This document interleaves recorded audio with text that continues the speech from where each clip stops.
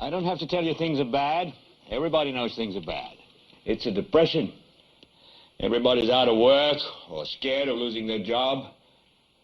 The dollar buys a nickel's worth. Banks are going bust. Shopkeepers keep a gun under the counter. Punks are running wild in the street, and there's nobody anywhere who seems to know what to do, and there's no end to it. We know the air is unfit to breathe, and our food is unfit to eat. We sit watching our TVs while some local newscaster tells us that today we had 15 homicides and 63 violent crimes, as if that's the way it's supposed to be. We know things are bad, worse than bad. They're crazy. It's like everything everywhere is going crazy, so we don't go out anymore. We sit in the house, and slowly the world we're living in is getting smaller, and all we say is, please, at least leave us alone in our living rooms. Let me have my toaster and my TV and my steel-belted radios, and I won't say anything. Just leave us alone. Well, I'm not going to leave you alone. I want you to get mad. I don't want you to protest. I don't want you to riot. I don't want you to write to your congressman because I wouldn't know what to tell you to write. I don't know what to do about the depression and the inflation and the Russians and the crime in the street. All I know is that first, you've got to get mad.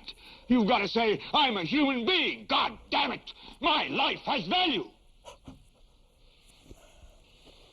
So, I want you to get up now. I want all of you to get up out of your chairs. I want you to get up right now and go to the window, open it, and stick your head out and yell, I'm as mad as hell, and I'm not going to take this anymore. Hello, and welcome to Theater for Ideas. I'm Terry Doran, and I'm pleased to introduce you to my two guests who have worked hard, diligently, and nonstop for years to try to make this a better country. We are calling this show Last Rites for America.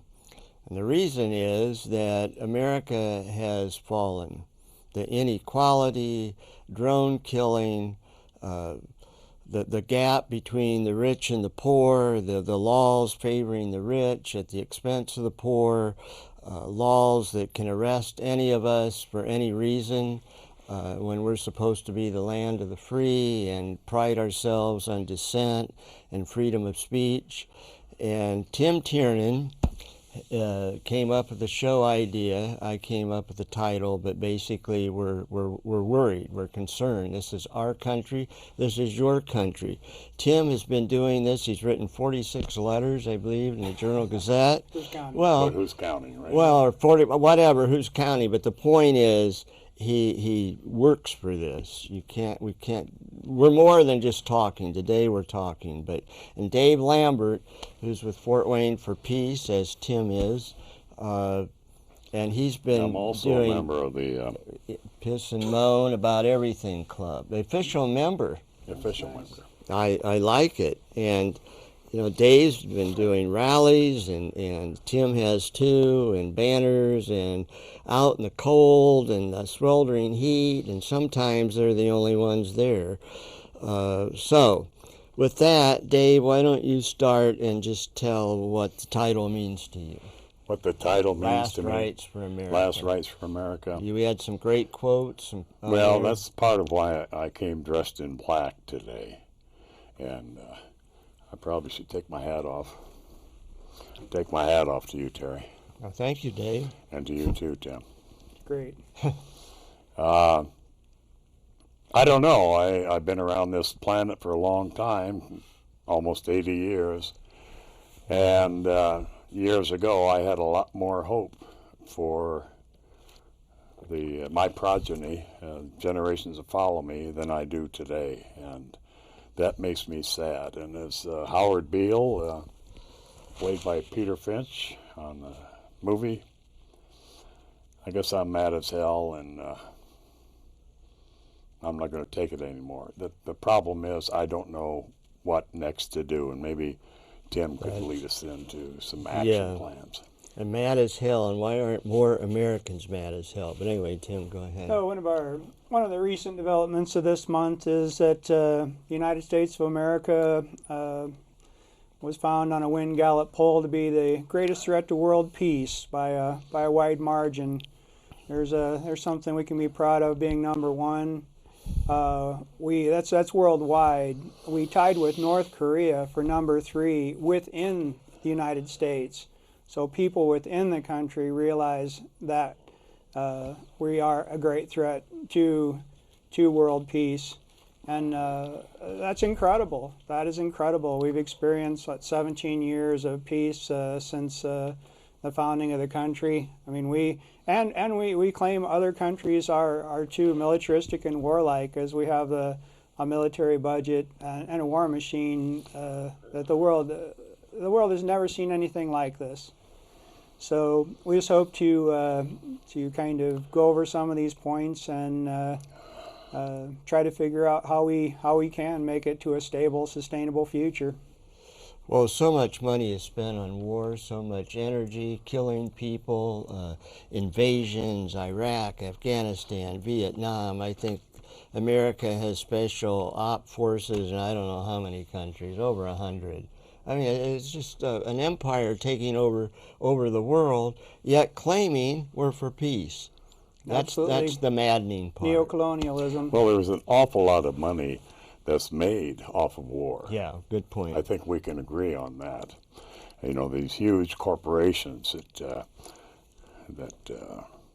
make money hand over fist, and they have strong lobbies, by the way, in Congress that are telling our representatives how to vote. And I resent that. You know, I think that our representatives should vote the way their constituents believe they should vote. But that's not the way things work. You know, George Carlin had a great piece, bless his soul. I'm sorry that he's dead.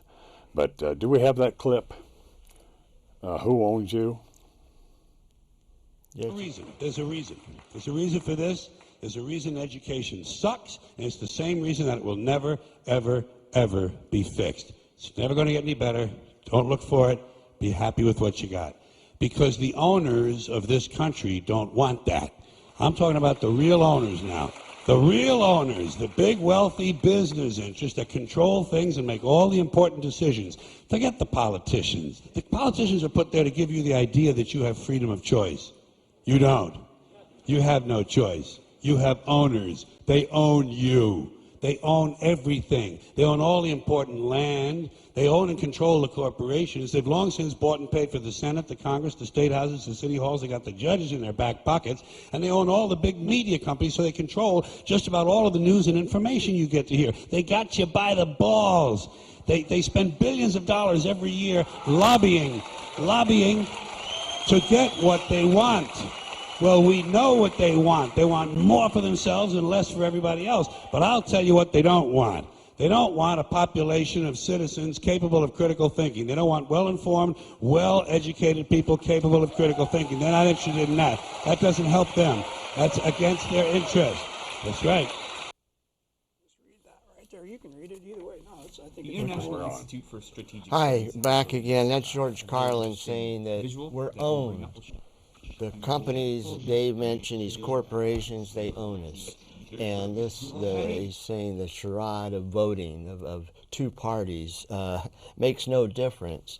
And Tim prepared an outline, and one of the things you said in your outline, Tim, that George Carlin just said, you say, it seems like thinking is painful to America. And George Carlin ends that rant there by saying, they don't want you to think. There's a reason that schools are falling apart and no good and have all this rote memorization, because critical thinking is the enemy. Absolutely. People like us that think for yourself, you see through all this. Common Core is not going to help. Exactly, Yeah. exactly. So rest in peace, George Carlin. Yeah. Yeah, go ahead. You want to read it? You want me to Sure, read it? Okay. either way. All right.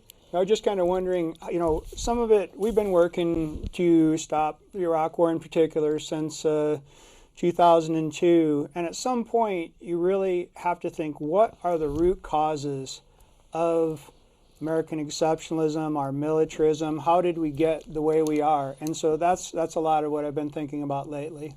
Well, and that's the key word, exceptionalism. We're special.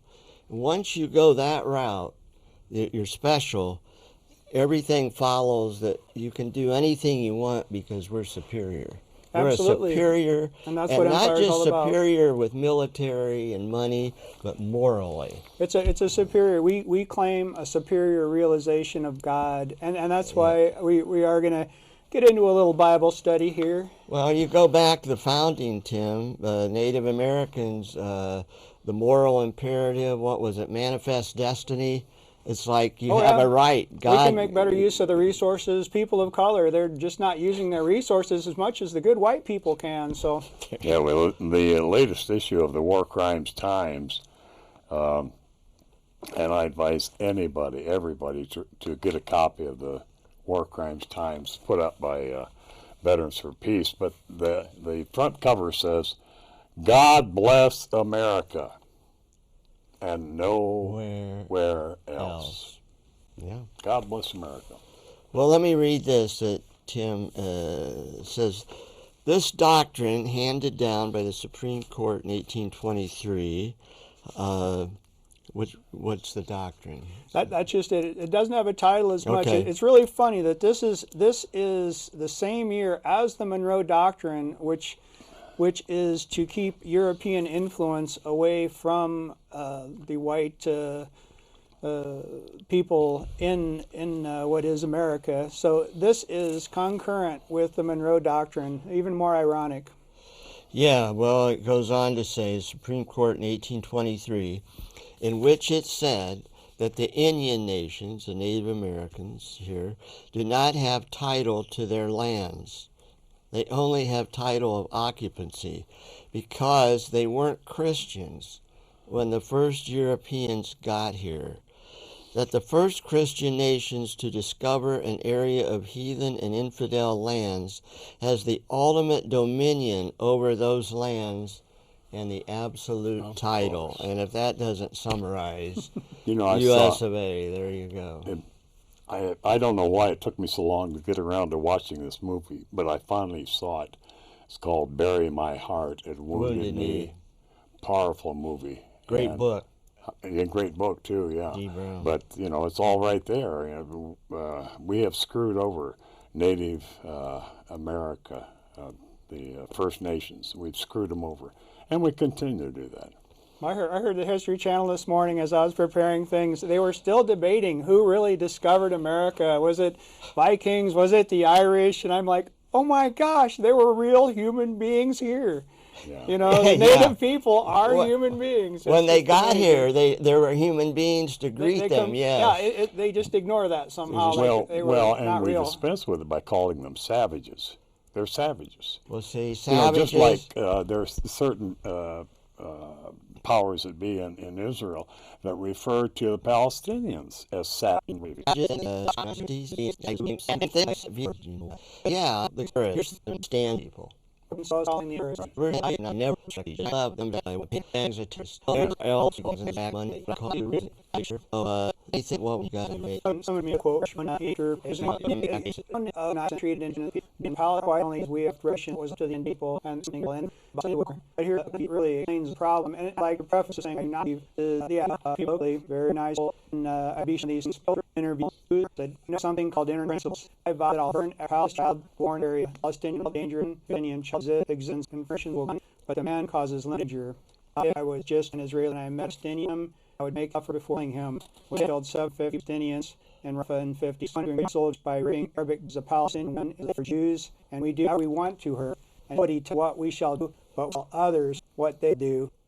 But if you look into Deuteronomy in the Old Testament, that's exactly unmotivated from the Old Testament. This Judean ethics started the Jewish religion and the Christian religion, and it is business for contact today and American exception. I was pretty shocked. Oh, that's it has nothing to do with this. People have rejected all the teachings of Jesus in the New Testament, the best of the New Testament, and need to be following the worst of the Old Testament, which the Jewish people in the area are Reformed Jews, definitely changed in 1,000 years. But as far as killing the adults and plowing their fields, this straight out Deuteronomy, this is what is occurring today in Israel, and this is what they thought is told them to do. Well, they're exceptional. And it gives him more. And it's both. I mean, it's for all of us. Yeah, Muslim FC flags, a lot of the same. They're being killed by weapons. People in general know about the current status of that bill. Some 59% give what's going on? How for Wayne, that's pretty bad. I don't think I have any set converse. Right. I applies replies to the letters. That's one of the things you can such board. You lady can use talking to Reed staff people. I pass on my questions to Harry Reid. So you know the price of a phone. We both have a yeah. Representative, things not working. Congress, the people who buy, which is the corporations, they represent us. Did we health insurance? We spend all this money on wars, and often what my brother called making the world safe capitalism. He is the representative state. It goes state. Yeah, exactly. Absolutely intentional and really intentional. Our President W. was going after evils and was evil, and they know what happened to them. They're sophisticated, and it's just not really at it. Well, this we have a top in military nations. You'll see the comparison of We'll play it through the drugs of peace. They're both short. The International Institute for Strategic Studies has released a really interesting visual that we'll show you here about a little bit. The comparative defense statistics for defense budgets and expenditure from nations on the world, and you can hear that it's massive. We talk all the time, defense spending, and definitely in the clearest term possible shows that you clearly see the United States has about a third again as much total spending at $700 billion comparison to the next top 10 countries. By one count, President Obama has already used un-CIA drones, struck more than 300 suspected terrorist targets, even more than his predecessor. But today we learned just how much authority the administration believes it had to kill without trial or evidence suspected terrorists, even American citizens. A new Justice Department document American citizens tell about how it can build if, quote, informed high-level official believes the target poses an imminent threat. But the document says it, quote, does not require the government to have clear evidence. Case in point, Anwar al-Awlaki, an American citizen and al-Qaeda leader linked to several terror attacks. He was killed in a 2011 drone strike. Human rights advocates say the Justice Department goes way too far and essentially a claim that the executive branch can be judge, jury, and executioner. As he became president, Barack Obama stopped CIA attacks like waterboarding that he considered torture. But this justifies outright killing of a suspected terrorist. How does dropping a bomb on an American citizen without any judicial review, any trial, raise very human rights questions or more human rights questions than something like waterboarding? The President understands the gravity of these issues. That is why he is committed to taking very seriously. Tim, talk about nation of law a little bit. You would say something. It was interesting. I read a book called Rogue State, which really is the UN votes. And in the media, you'll often hear that other countries are outliers to international consensus. And what you find when you study, in particular, the United Nations votes is the outliers are usually United States, Israel, the Marshall Islands, very important place, islands, but they will go against 160, 170 countries, really international consensus on so many issues of just environmental, We have problems with signing treaties banning. I think we'd be the world leader in signing treaties against nuclear, biological, chemical weapons, landmines, cluster bombs, depleted uranium dioxide. We are the world trailer. We trail the world. We will not sign anything to ban weapons in space. And so as you look at the actual record, the interesting thing is it's pretty much exactly opposite of what you hear in the media, the liberal media that we hear about from the AM radio people. Yeah, it's pretty much exactly opposite. And we also just really do not abide by international law. Who's going to come get us? We're the United States of America. We pretty much ignore international law. Yep. Number one. Yeah. And we allow the countries that we protect, like Israel, and there have been others. We protected South Africa in much the same way, apartheid South Africa, until the very end. We did business with them, and as long as they had our protection, they were pretty safe. Nazi Germany, the same thing. Well, we kind of helped their build up all the way to the war, and we really need to take responsibility for that someday. But there'll be a whole show on that. Yeah, and again, it's advertisement country. I mean, greatest generation and all that. And Greatest sell books. Flatter people, flatter them. They'll buy your book. I see that book everywhere. Yeah.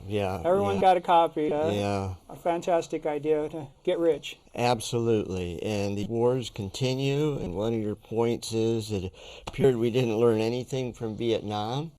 So it seems obvious to me that we don't want to learn. We just use wars as a reason to make money and establish empire. And whatever horror results, whatever destruction. Right. We're poisoning these lands with, we poisoned Vietnam with dioxin. We poisoned Afghanistan, Iraq, Bosnia with depleted uranium. Fallujah will have deformed children till the end of time. Right. Till the end of time.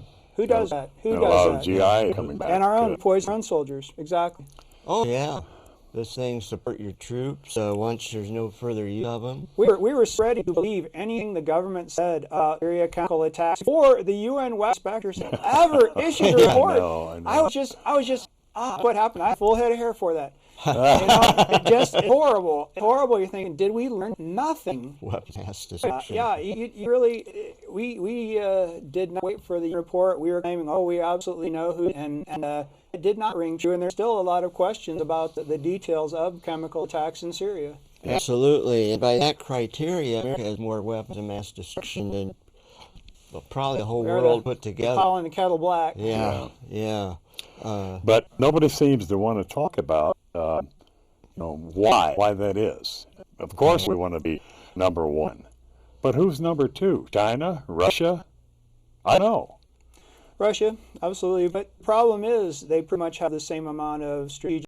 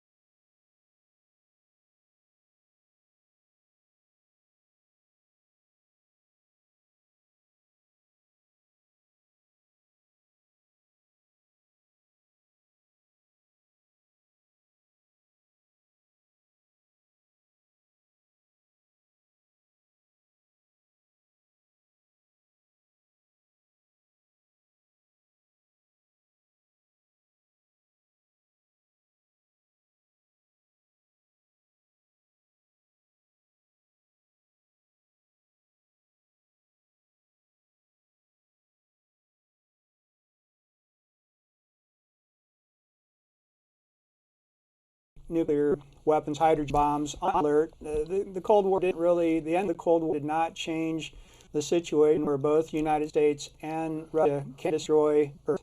The country can destroy everything seen. And that's the reason we wear the peace sign. It's a anti-nuclear symbol. And that's simply, it's right back here. And this is the reason why this is the basis for our work. The people who have the power push that button to blow the world up, as you said. I mean, don't they realize they're going to blow with it?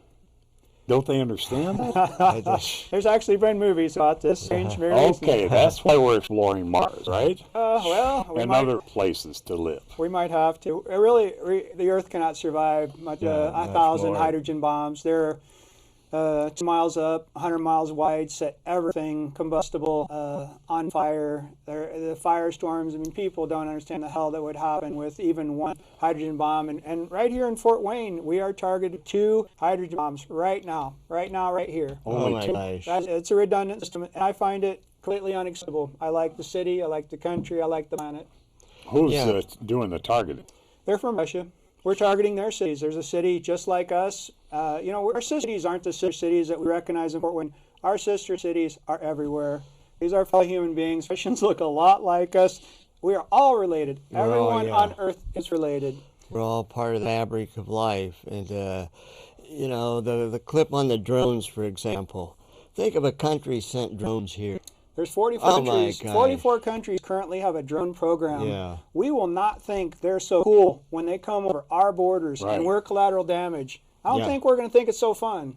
Exactly. Right. And that's one of the things when you say, you're title of this program, people don't understand. It can already, Iran has sent them to probe Dimona, the nuclear facilities in Israel. That's reconnaissance. It's reconnaissance, and everybody's very confident in technology. Technology is not our friend right now. It's working against us. Well, speaking of technology working against us, we'll play 2 more clips here. Great. One kind of a funny one with John McCain, bomb, Iran, and then the NSA, which is greatly in the news, and talk about technology being used against us. Jeez. Okay, play those 2 clips. Thank you. The Congress and the Senate. Now he serves America with song. That old Beach Boys song, Bomb Iran. Bomb, bomb, bomb. Bomb Iran. Bomb, bomb, bomb. Bomb Iran. Bomb, bomb, bomb. Bomb Iran. Bomb, bomb, bomb. President Bush has talked about our staying in Iraq for 50 years, maybe 100.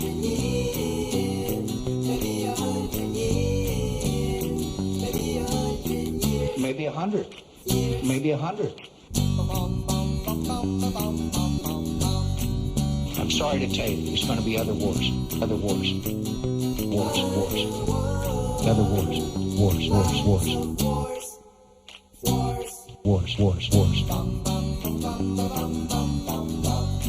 John McCain's platform, and it certainly looks inviting for the fall. He has promised less jobs and more wars. Nobody but nobody's gonna rain on my parade.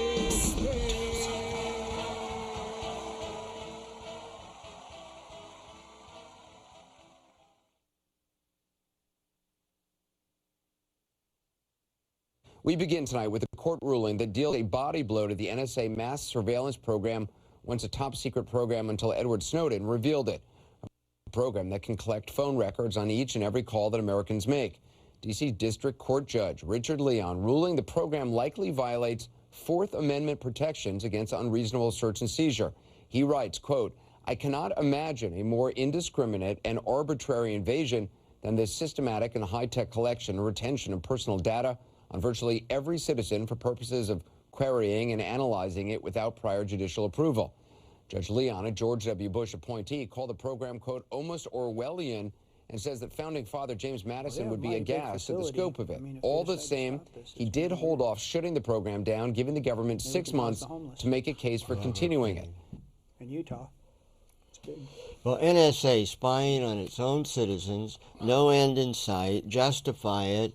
When I order a pizza, how is that a threat to world peace or American security? And everything is security or national security. If they don't want to tell you anything, it's national security. And it speaks to the fact that we're talking about what we do to other countries.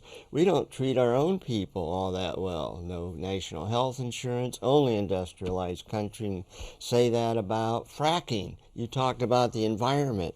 We're ruining the environment with stuff like that.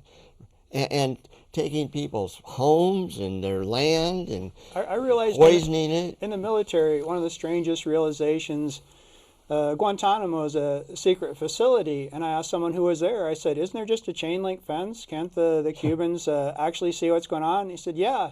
I said, why is it secret? And he said, it's secret from Americans. Yeah, right. It's secret from the American taxpayers.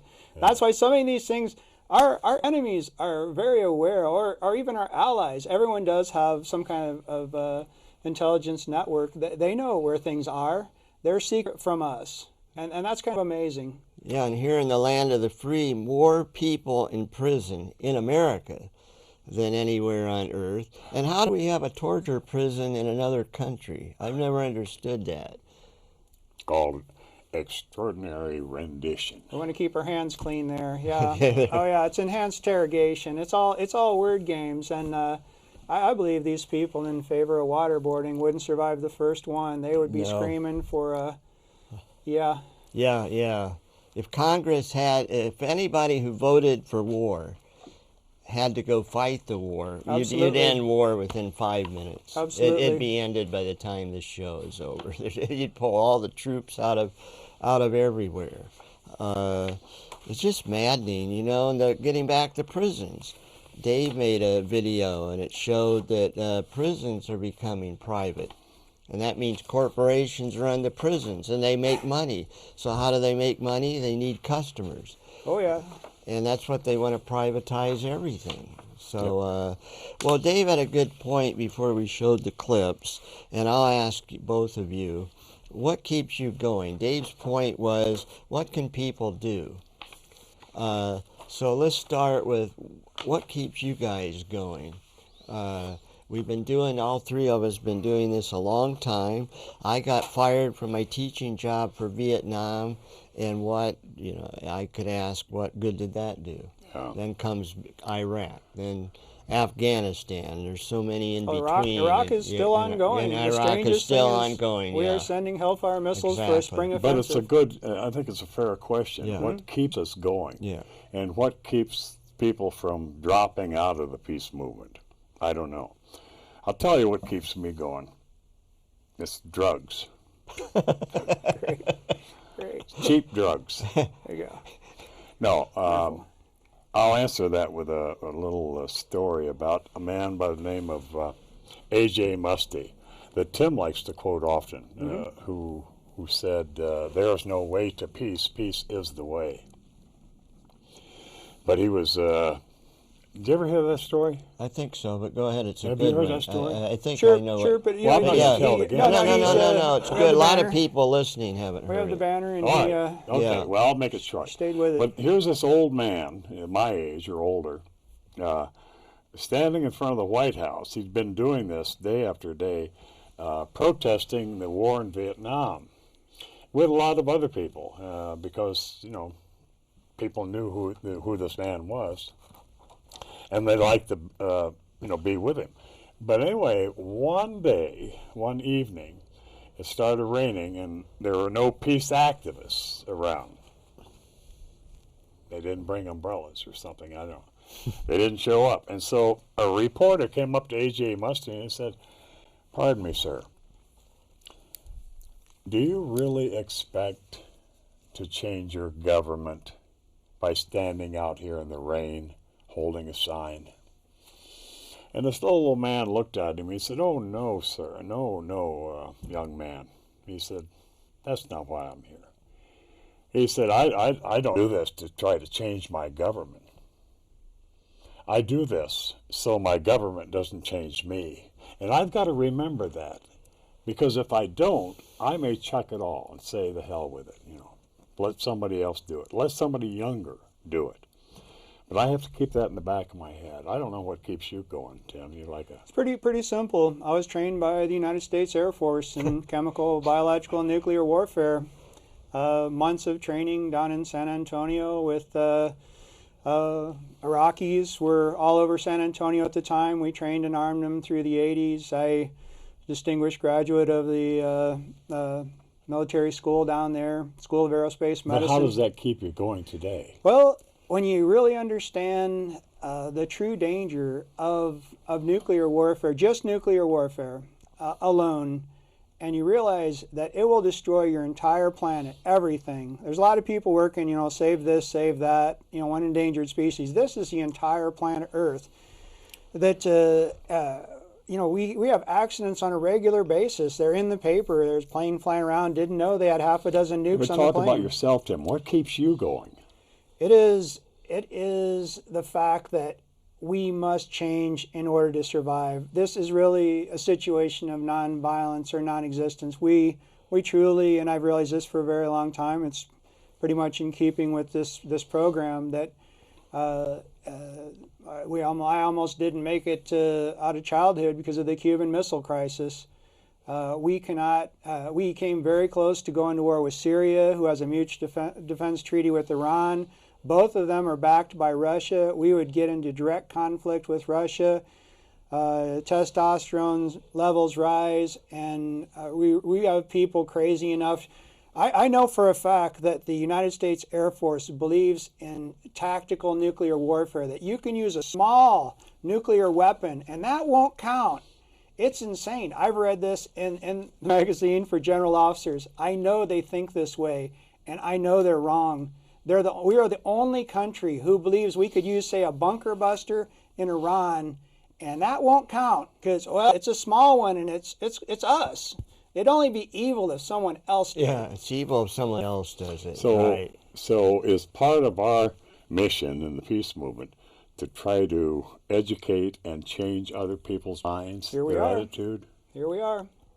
Okay. It's one of the things. I mean, we're activists. We've rallied. We've done quite a bit of things. You write, you call, you do. But this is one way. And later on we're going to tell people some of the things they can do to join us.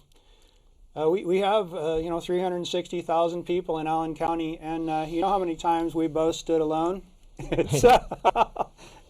While you're standing alone, you really have time to reflect on how odd that is. How odd that is with so many churches. They pray for peace, but they actually only support war, pretty much. On the International Day of Peace this last year, Associated Churches of Fort Wayne had a military fundraiser. That was their activity. So it's pretty obvious. They raise funds for the military? Absolutely. Like they don't have enough money already? Oh, people do have bake sales and garage sales for a well-paid military. And it is exactly opposite of, there used to be a bumper sticker, I wish the military had to have bake sales to get the planes. Well, we have a group in Fort Wayne who they're well-intentioned, but they really believe that they need to raise even more money for the military. Wow. Oh my gosh. Yikes. Just back to your commentary about religion and Christianity. These churches, if they stand for peace, which they're supposed to. Well, not really. Not really? They don't? The Unitarian churches come the closest. No, they're not Christian. I don't think so. Well, they tried. Well, they tried. Well, they had the most people. They had the most people. See, and I had a conversation with somebody that I think is, has a skinny on this. There are only 2 real peace churches, well, maybe 3, in town. Beacon Heights Church of the Brethren, the Lincolnshire Church of the Brethren on Calhoun Street, and the Quakers. Peace churches. Nobody else really calls themselves a peace church. But a historical peace church, mostly. They're not active. Right, the Quakers will not be exactly. activists, and Lincolnshire Brethren, I was there when they rejected activism. And it's not a happy moment. Yeah. Mennonites who weren't going to risk $1 in the plate to stand up for the actual peaceful teachings of Christ. It's pretty much sad that these are the historical peace churches, but actually there are no peace churches in this area. And really, the words are in red in the New Testament. I have people, I have family right now, this moment. They're at a large non-denominational church and at a Bible study. And they come up with war. Out of all that Bible study, their conclusion is war. That is astounding. To call that the following the teachings of Christ. I'm horrified. Yeah. And hope they don't see the show. Why? Why do you hope that? Oh, they come after you? No, they wouldn't come after you. All you know is propaganda. Yeah. The truth really seems like lies. The truth is just it's beyond their understanding, and people literally believe, you know, that it's like George Orwell, that war is peace. You know, slavery is freedom. This is where we're at now. Yeah. Perpetual war for perpetual peace. Yeah, you know, George Orwell, wow. 1984, the novel. Rolling in his grave. He was a naive optimist. He was a naive optimist. Actually, there's some people that think that conditions are worse now than they were when Orwell predicted them. They're worse now, you know, with all the surveillance. People might think we're cynical. Really, every time I question and I think, am I being too cynical? And usually I find, you find you're naive. You find that with more information, like you're really not. It gets back to what you said. People are so full of propaganda and believe lies become truth. Orwell said, in times of universal deceit, telling the truth is a revolutionary act. Right. That's paraphrasing, but that's basically what he said. Yeah. Here we are. So I think you guys are champions of truth. Well, you know what? There are some people that will say, why weren't the Germans able to stop Nazism? You know, they must have known what was going on. And the Italians, you know, why couldn't they stop Mussolini? Well, as a matter of fact, there was a fellow that wrote quite an essay, a thesis on the 14 characteristics of fascism. And guess what? Our country fits every one of those. I think we have a clip on that, Terry. How much time we have?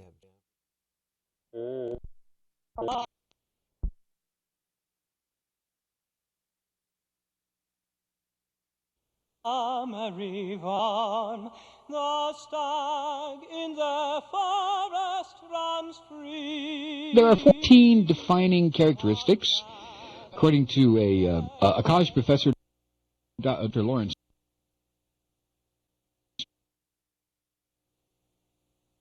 Britt, who has examined fascist regimes. There are 14 defining characteristics of each. So you tell me. Powerful and continuing nationalism. Flags are seen everywhere, flag symbols on clothing, public displays. Disdain for the recognition of human rights. People tend to look the other way or even approve of torture, summary executions, assassinations, long incarcerations of prisoners with no charges. Identifying enemies or scapegoats as a unifying cause, like people are rallied into a unifying patriotic frenzy over the need to eliminate a perceived common threat or foe. Supremacy of the military. Even when there are widespread domestic problems, the military is given a disproportionate amount of government funding. Rampant sexism. Controlled mass media. Obsession with national security. Religion and government are intertwined.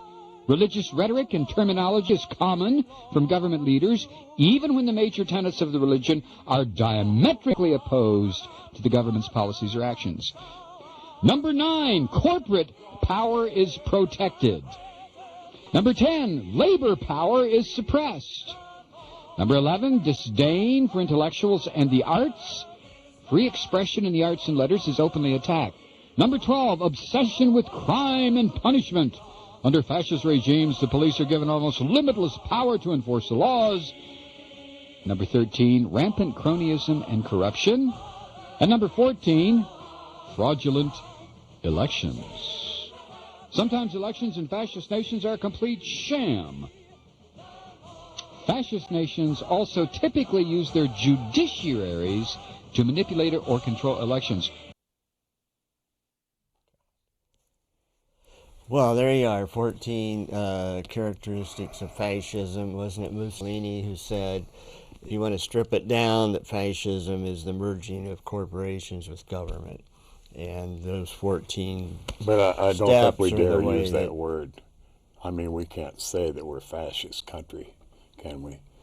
Well, I mean, they'll come after me if I do. Characteristics. That's the characteristics. Characteristics, yes. A good point, Tim. I think we have about maybe 8 minutes or so. Why don't you guys kind of make some closing comments? Again, on the theme of what people can do and why people don't do more.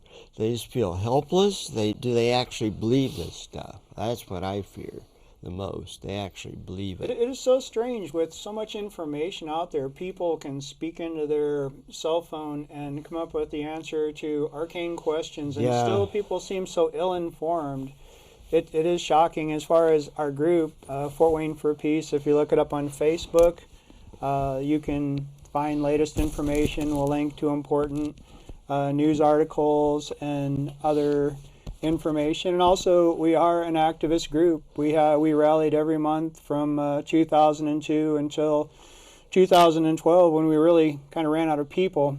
And so we do actually rally, and it is important. I mean, it is so strange that people will volunteer. They'll rally for breast cancer. On the International Day of Peace, there were 60 of us. We watched over 2,000 people march by across the street for Alzheimer's, a very good cause. Commend them. But war is a disease, and it is so sad. We have not fielded probably 100 people since the Iraq War began, and that is our shame.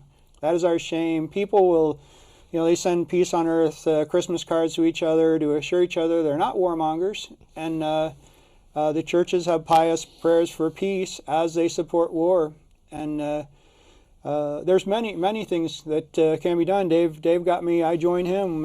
He started the rallies in October 6, 2002. And one of the first things we had was a list of 10 things that you could do. The problem was simply that people did not do them in general. Mm-hmm. And damn it.